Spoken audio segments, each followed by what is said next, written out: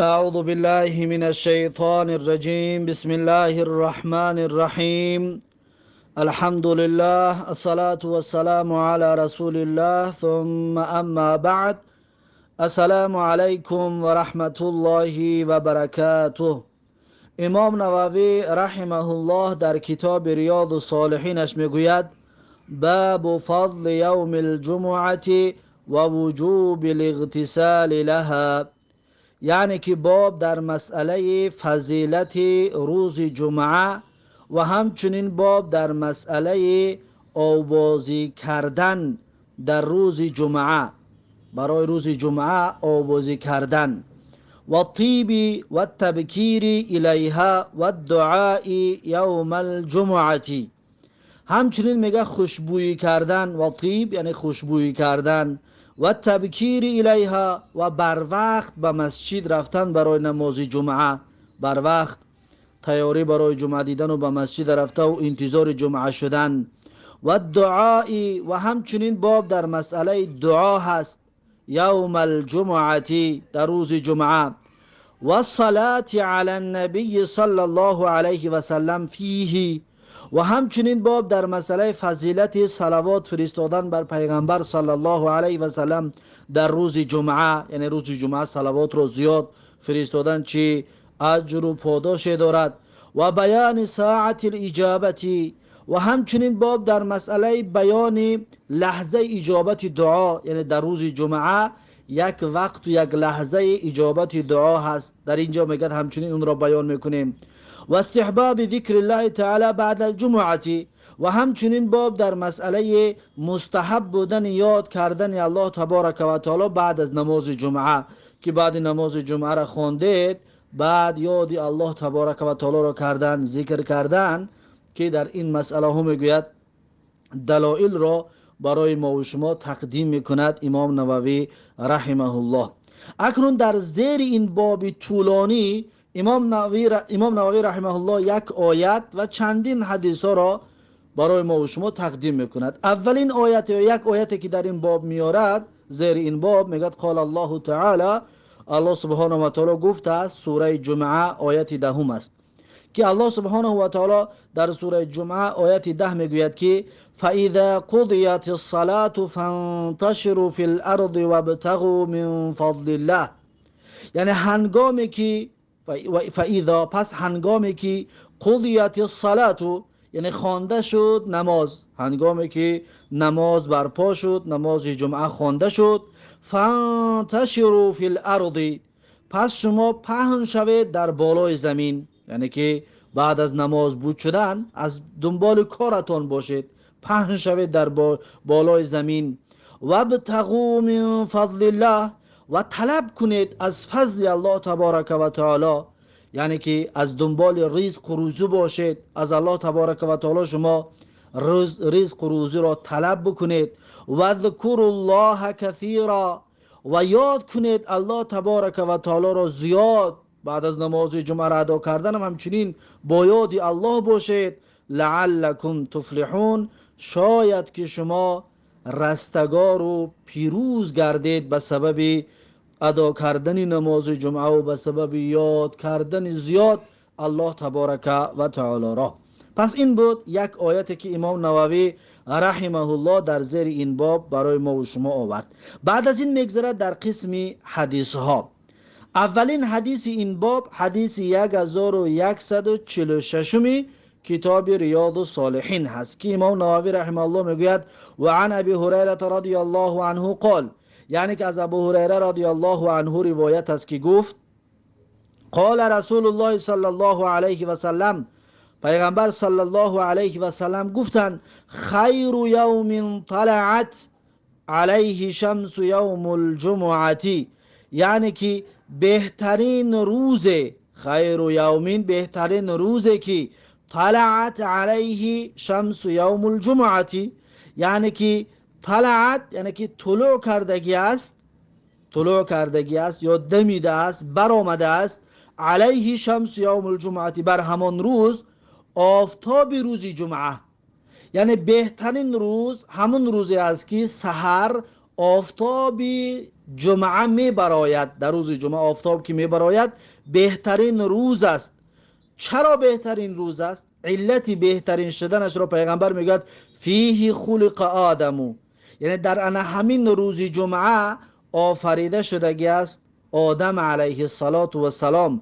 الله سبحانه و تعالی آدم را در روز جمعه آفرید. و فیه ادخل الجنه، و در آن همین روز جمعه داخل کرده شد، وارد شد به جنت، وارد جنت شد آدم علیه السلام. یعنی که الله سبحانه و تعالی در روز جمعه آدم علیه السلام رو داخل جنت کرد. و فیه اخرج منها، و در آن همین روز جمعه بیرون کرده شد از جنت آدم علیه السلام. الله سبحانه و تعالی آدم علیه السلام رو در روز جمعه از جنت بیرون کرد.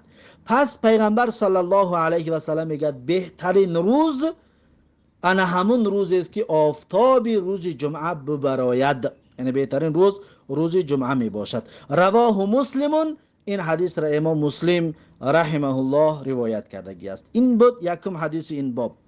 بعد از این حدیث دیگر رو میارد، دویم حدیث این باب یا حدیث 1147 کتاب ریاض الصالحین. و عنه قال، یعنی از ابو هریره رضی الله عنه روایت است که گفت قال رسول الله صلی الله علیه و سلم، میگه پیغمبر صلی الله علیه و سلم گفتن که من توضأ فاحسن الوضوء، یعنی هر کسی که طهارت بکند پس خوب طهارت بکند، فاحسن الوضوء یعنی خوب بکند طهارتش را نیکو انجام بدهد. ثم اتى الجمعه، پس نماز جمعه بیاید، پس برای خواندن جمعه بیاید. فاستمع و انصت، فاستمع یعنی گوش باندازد به خطبه نماز جمعه، خطبه که در روز جمعه می شود اون خطبه را با دقت گوش بکند. و انصت و ساکت باشد، گپ نزند، حرف نزند، ساکت بیستد. غفر له ما بینه و بین الجمعه و زیادت 3 ایام. پیغمبر صلی الله علیه و سلم میگه که بخشیده می شود، آمرزیده می شود اون انسان ما بینه و بین الجمعه، آنچه که در بین این انسان و بین جمعه آینده هست، یعنی یک هفته اینه گناهش بخشیده می شود. و زیادت 3 ایام، با زیادتی غیر جمعه میگه با 3 روز دیگر، با 3 روز دیگر زیادتی این انسان بخشیده می شود، 10 روز گناهش بخشیده می شود.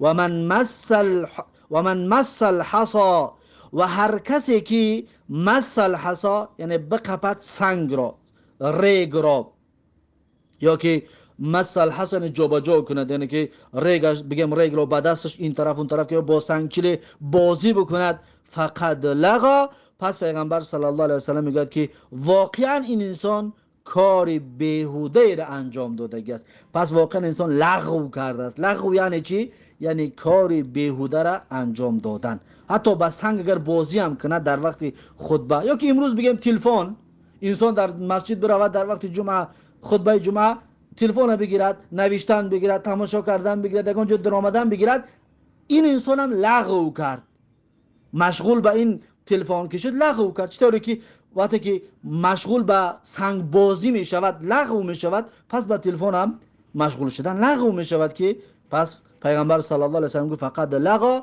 پس این انسان واقعا کار بیهوده کرده است، یعنی که از این فضیلت بخشیدن محروم می شود، یعنی این کارش سبب می شود که این انسان از این فضیلت روز جمعه محروم می گردد.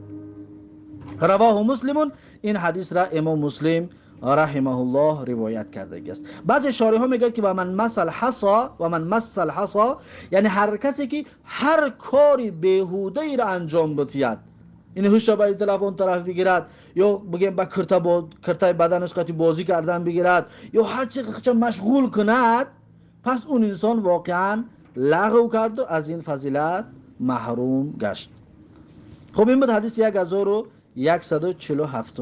بعد از این حدیث 1148 و عنه عن النبی صلی الله علیه و سلم قال، یعنی که از ابو هریره رضی الله عنه روایت است که پیغمبر صلی الله علیه و سلم گفتند الصلوات الخمس والجمعة الى الجمعة و رمضان الى رمضان مکفرات ما بینهن اذا اجتنبت الکبائر. پیغمبر صلی الله علیه و سلم میگه که الصلوات الخمس یعنی نماز پنجگانه و الجمعه الى الجمعه و این جمعه تا جمعه آینده و رمضان الى رمضان ماه مبارک رمضان تا ماه مبارک رمضان سال آینده مکفرات ما بینهن یعنی کفاره است اون چیزی که در بین اینها هست.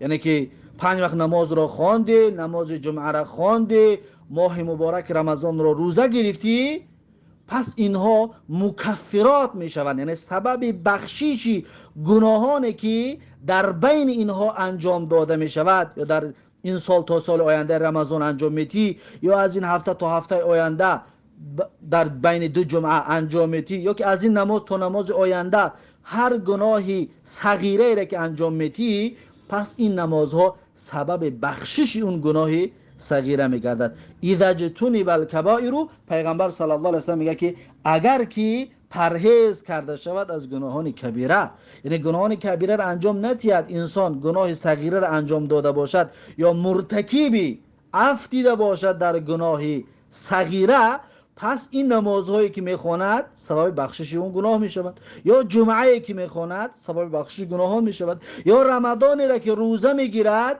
سبب بخشش گناهان میگردد.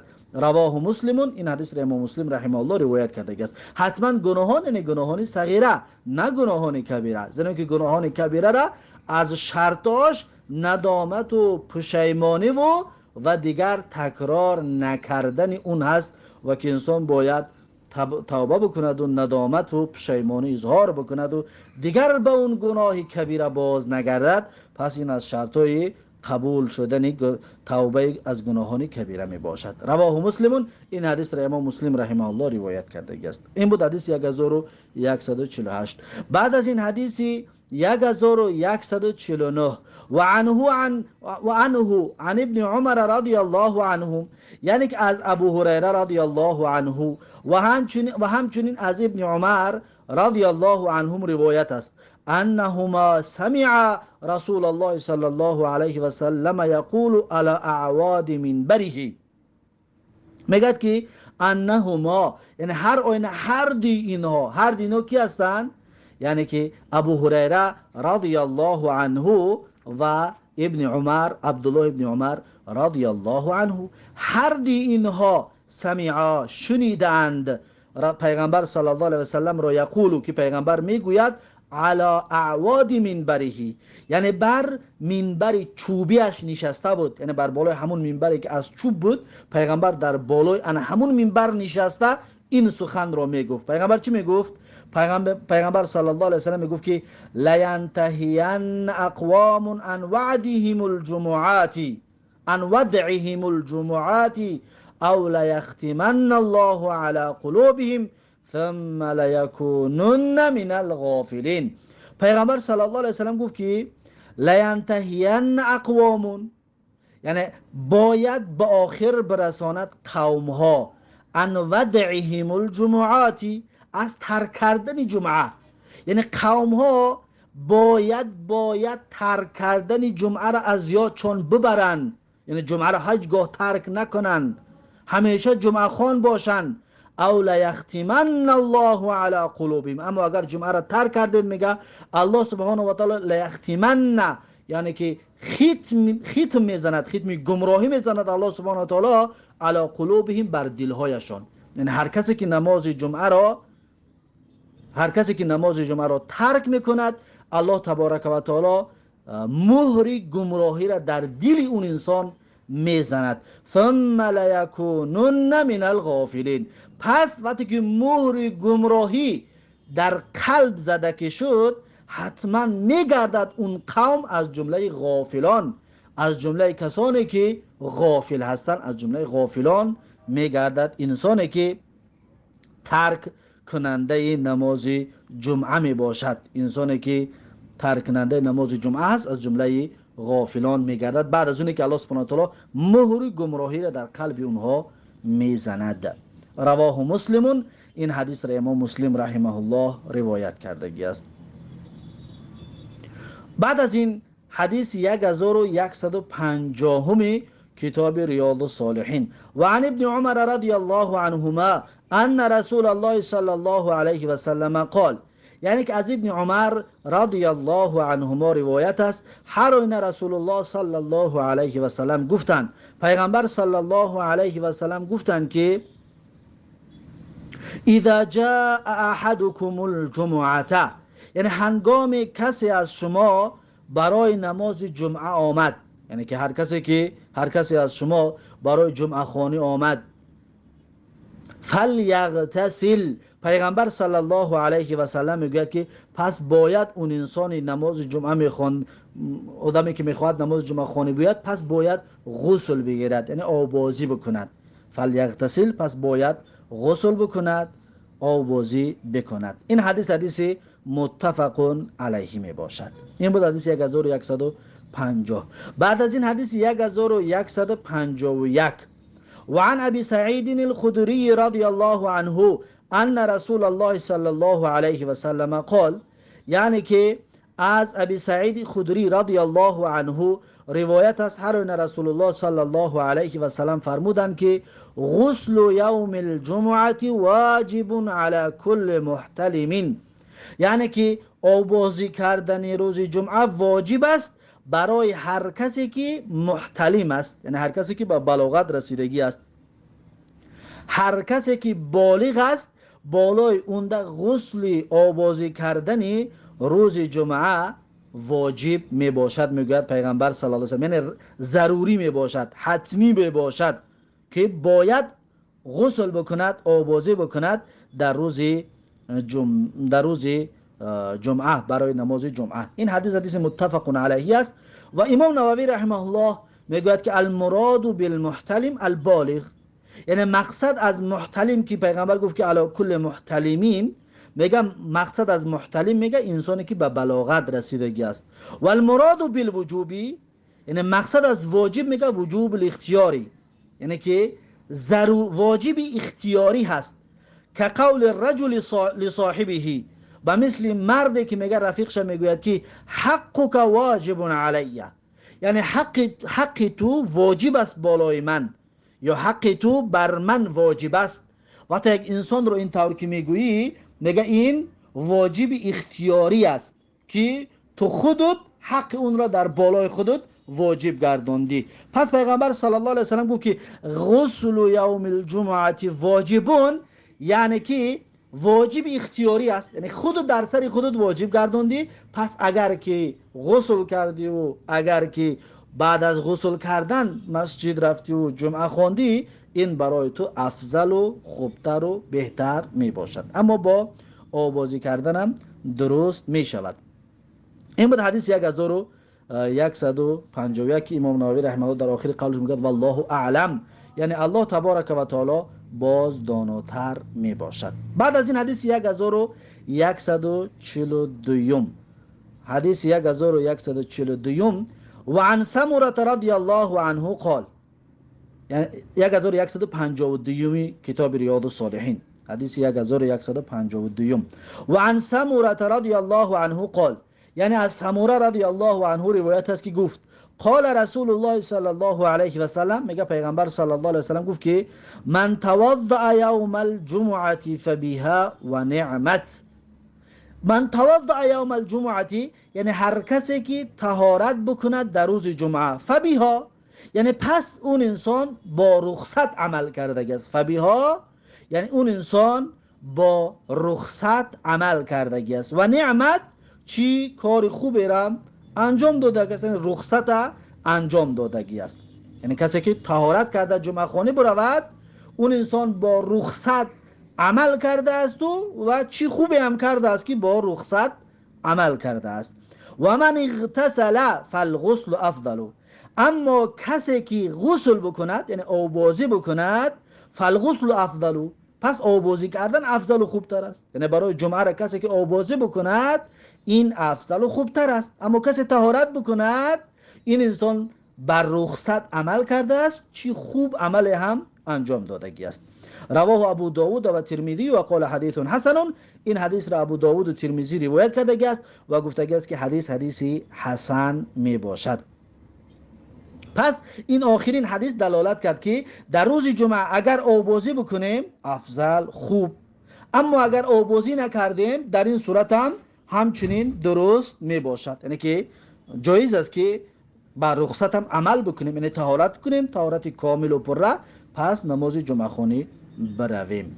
پس این بود حدیث 1152 کتاب ریاض الصالحین. پس این از درس امروزه همون و بعد از این حدیث 1153 رو انشاءالله درس آینده خواهیم گرفت. انشاءالله درس آینده حدیث 1153 رو میگیریم. پس درس امروزه رو در اینجا به پایان میرسونم و تا درس آینده الله حافظ و مددگارتان. بارک الله فیکم و جزاکم الله خیرا و السلام علیکم و رحمت الله و برکاته.